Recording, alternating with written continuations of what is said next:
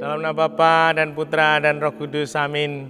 Ibu bapak, saudari, saudaraku yang terkasih, kaum muda, adik-adik, salam bantul kasih berkah dalam. Kembali kita berjumpa dalam renungan harian Senin 2 November 2020. Peringatan arwah semua orang beriman. Kita akan mengambil dari Injil Yohanes bab 6 ayat 37 sampai 40. Dalam rumah ibadat di Kafarnaum, Yesus berkata kepada orang banyak, "Semua yang diberikan Bapa kepadaku akan datang kepadaku, dan barang siapa datang kepadaku tidak akan kubuang.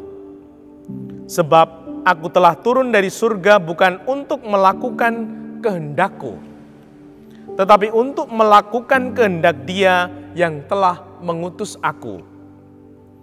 Dan inilah kehendak Dia yang telah mengutus aku, yaitu supaya dari semua yang telah diberikannya kepadaku jangan ada yang hilang, tetapi supaya kubangkitkan pada akhir zaman. Sebab inilah kehendak Bapa-Ku, yaitu supaya setiap orang yang melihat Anak dan yang percaya kepadanya beroleh hidup yang kekal, dan supaya aku membangkitkannya pada akhir zaman." Demikianlah Injil Tuhan. Terpujilah Kristus. Saudari, saudaraku yang terkasih, hari ini adalah peringatan arwah semua orang beriman. Semoga kita mengingat, mendoakan para leluhur. Semoga mereka mengalami damai, bahagia di surga. Mari kita merenungkan sabda Injil hari ini. Saya kutipkan. "Sebab aku telah turun dari surga bukan untuk melakukan kehendakku, tetapi untuk melakukan kehendak Dia yang telah mengutus aku." Luar biasa sekali. Tuhan Yesus ini Putra Allah. Dia Maha Kuasa, Maha Tinggi. Dia sungguh-sungguh Allah. Namun Dia sangat rendah hati. Di sana dikatakan dalam Injil tadi, "Aku datang bukan melakukan kehendakku, tetapi untuk melakukan kehendak Dia yang mengutus aku." Nah, Yesus adalah guru. Kita ini muridnya. Kalau kita sebagai murid ingin seperti Tuhan Yesus, inilah caranya. Inilah tuntunannya. Apa itu? Kita mengurangi, menahan kehendak kita, mengurangi kepentingan diri. Lalu melakukan apa?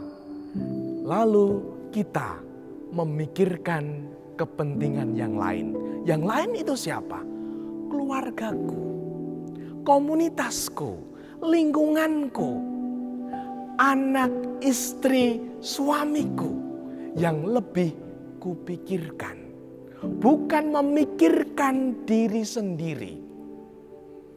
Itulah saat di mana kita tumbuh seperti Tuhan Yesus. Tuhan Yesus datang bukan mau melakukan kehendaknya sendiri, namun melakukan kehendak Dia yang mengutus Tuhan, yaitu Allah Bapa. Nah, kalau kita dalam keluarga kita ya, misalkan ya, bapak, ibu, anak, sudah tidak ada yang egois. Semuanya mau memikirkan kepentingan keluarga, memikirkan kepentingan istri, suami, anak. Dijamin keluarga itu akan bahagia. Karena apa?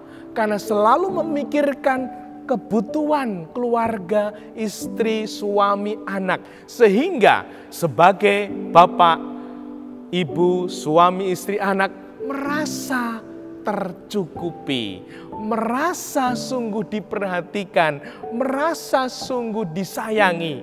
Nah, mari bertanya, sebagai bapak-bapak merasa disayang, dicintai dalam keluarga, sebagai ibu, sebagai anak? Semoga tidak ada yang kekurangan kasih dalam keluarga.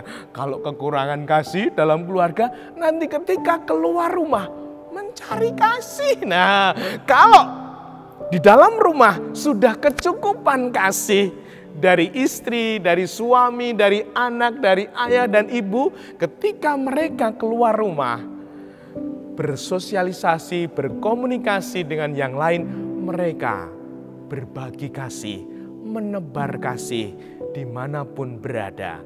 Dan itu menjadi kemuliaan seorang pribadi, karena dia menghadirkan Tuhan seperti yang dikehendaki Tuhan. Kita hidup bukan memikirkan kepentingan diri, namun sungguh kepentingan sesama, keluarga, dan terlebih saat ini masyarakat kita. Sehingga sungguh hidup kita menjadi kelimpahan, menjadi berkat yang nyata untuk keluarga, komunitas, sesama masyarakat kita. Dimuliakanlah Tuhan kini dan sepanjang masa. Salam bantul kasih, berkah tanam. Dalam nama Bapa, Putra, dan Roh Kudus. Amin.